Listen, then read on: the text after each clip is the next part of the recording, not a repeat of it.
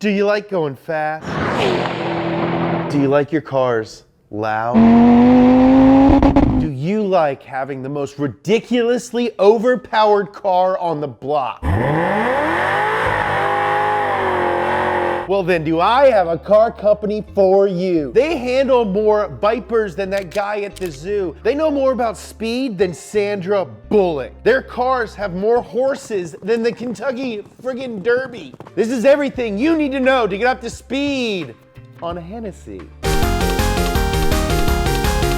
At the young age of 15, John Hennessey got his grubby little hands on his first car, a 1969 Oldsmobile 442. That means 4-speed manual, 4-barrel carburetor, and dual exhaust. But the 380 horses it cranked out weren't enough for the young Hennessey.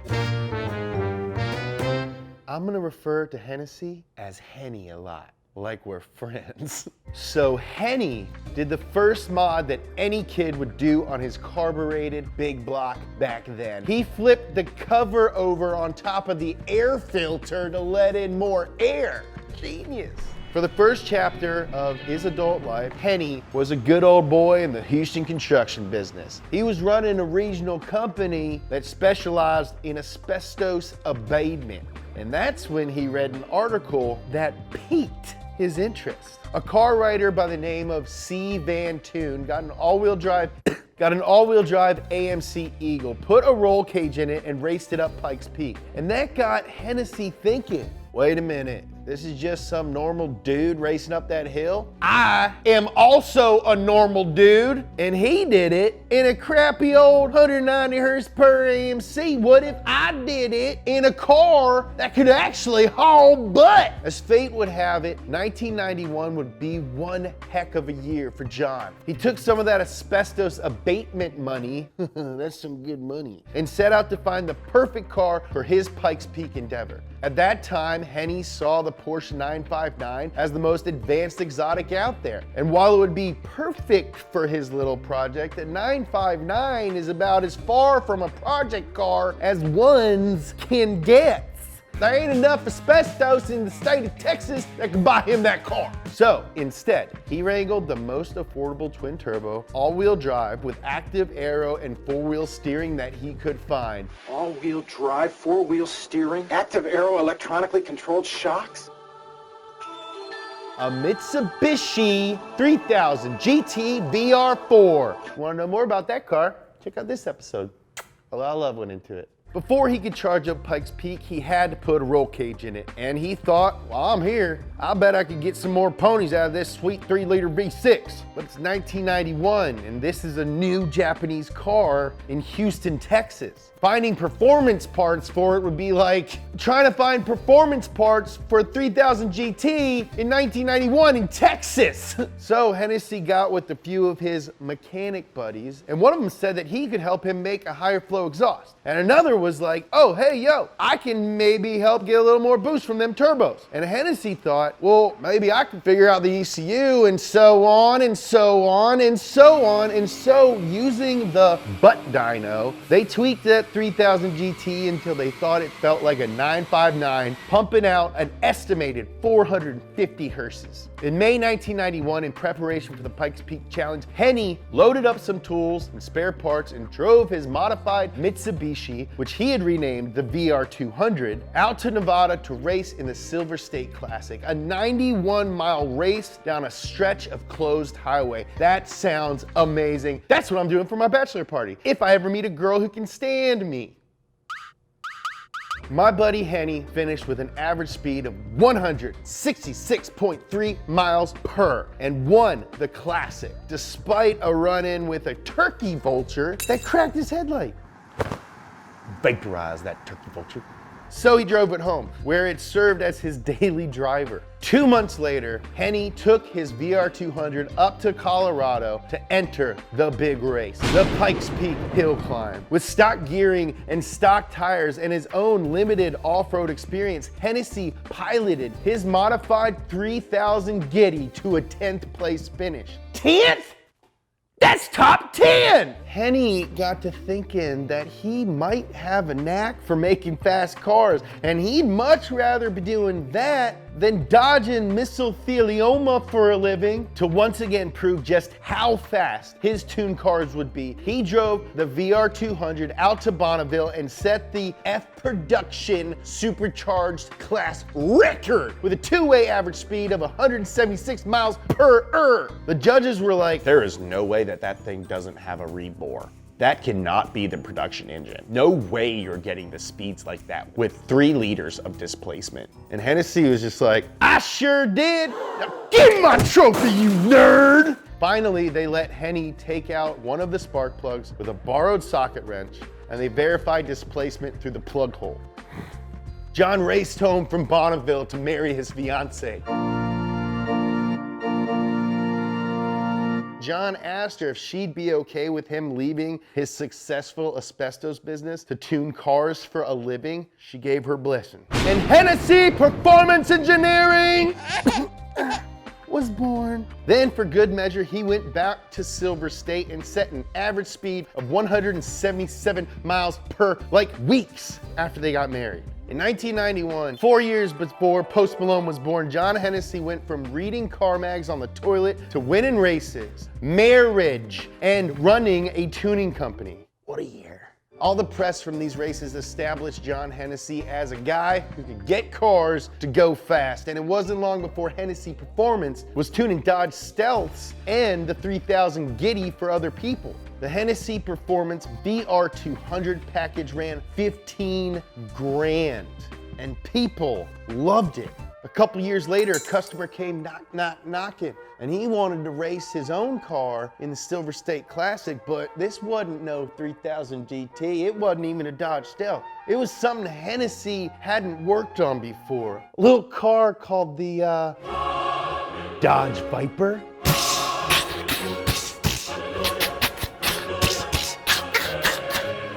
Smash that subscribe button. Smash it, smash it, smash the subscribe button. Subscribe to Donut, subscribe to Donut, subscribe. So in 1993, Hennessey Performance began development of the HPE Dodge Viper 500, or the DP500, like me and my friends call it. They raced it in the Classic that year, where it placed 4th overall and had an average speed of 164 miles per. People had seen the Viper on showroom floors and on posters, but this was a Viper that raced. Not everyone could afford a Viper, but coverage in magazines like Car and Driver and Motor Trend got people who could literally salivating for Hennessey Performance modifications. Hennessey Performance got so good at making aftermarket Viper parts that Dodge enlisted their advice while developing the hardtop 2nd gen Viper that came out in '96. Just a year after the 2nd gen Viper rolled off the lines in '96, they were ready to put everything they had learned into an amazing new tuning package. The Hennessey VENOM 650R.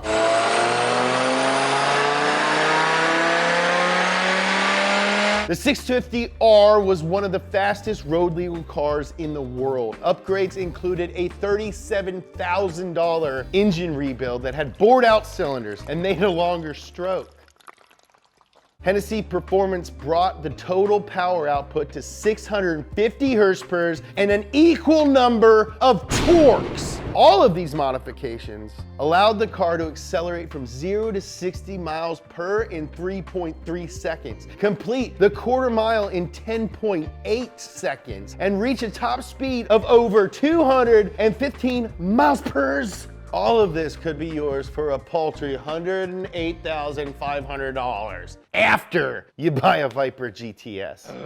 In his trademark, "I'ma race this so you buy it" style, John Hennessey, Henny for short, piloted a 650R around the track at the Honda Proving Grounds and made it the first Viper recorded at over 200 miles an hour, clocking a top speed of 203. For '99, John decided it was time to develop a twin-turbo Viper V10. His goal for this monster, dubbed the VENOM 800, was 200 miles per in-standing mile. The 800 made a confusing 700 horsepower to the rear wheels in 1999, before Y2K eliminated all technology as we know it.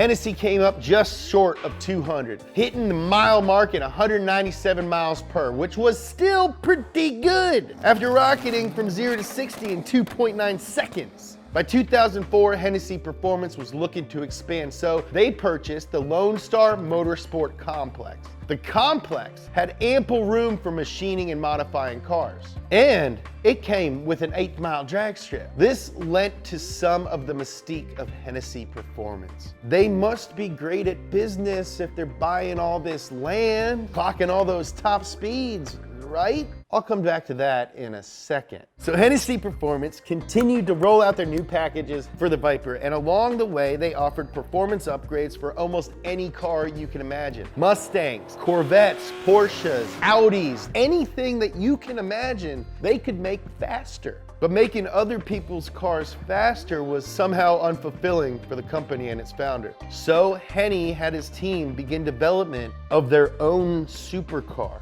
the VENOM GT. Modifications to the Lotus Elise chassis included components from the Lotus Exige, carbon fiber bodywork, and carbon fiber wheels. They of course had Brembo brakes that pair up with carbon ceramic rotors, because you're gonna need to stop the 1,244 buff horses coming out of that twin-turbo 7-liter LS9 engine.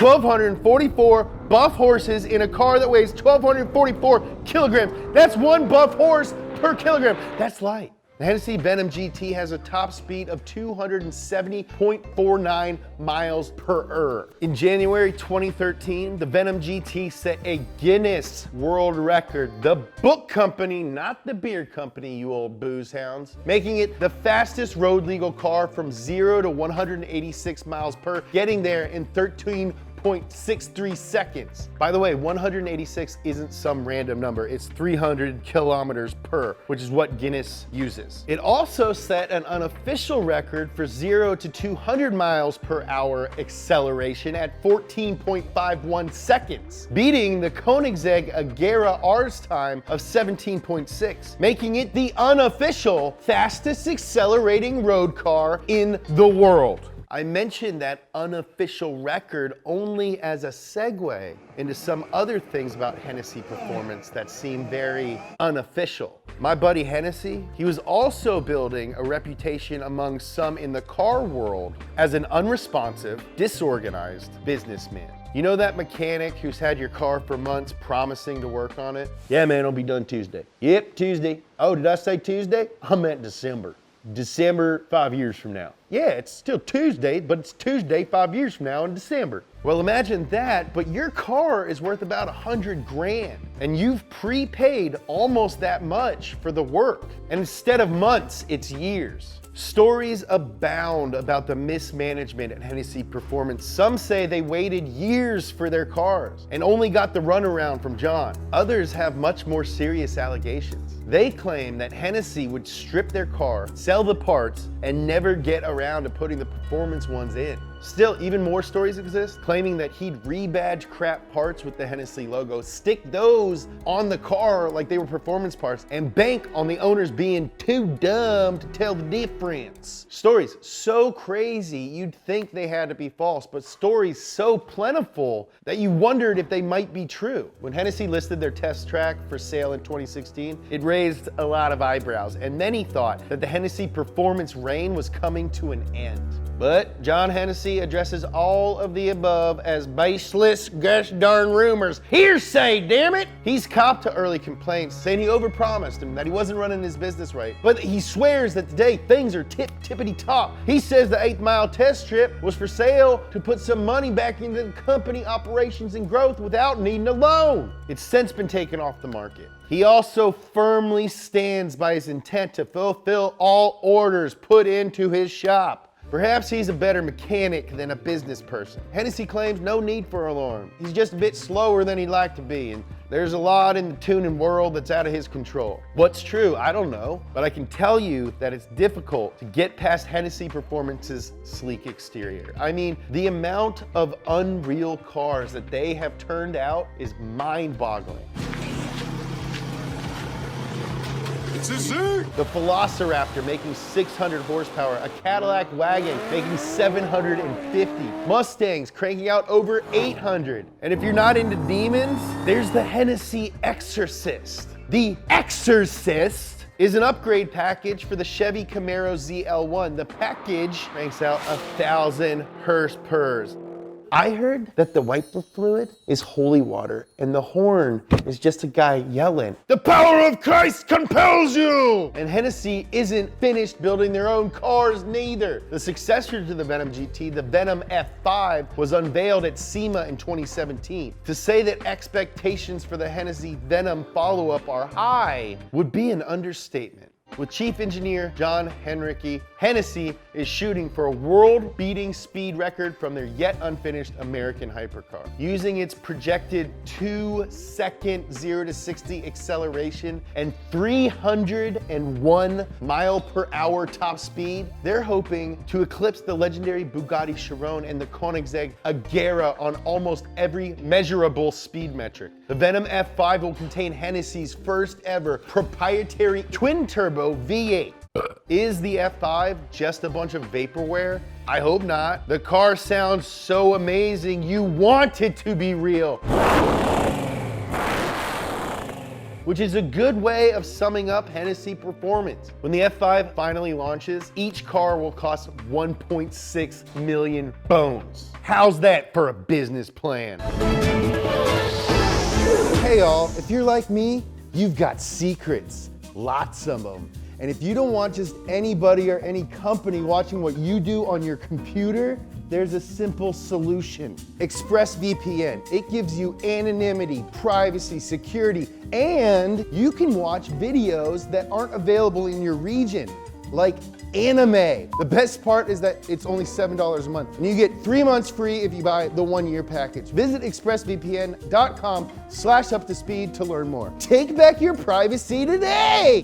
Go to donutmedia.com to buy this sweet, sweet shirt brought to you by donutmedia.com and this shirt. Follow me on Instagram @James Pumphrey. Follow Donut on Instagram @DonutMedia. Watch this episode. Watch this episode.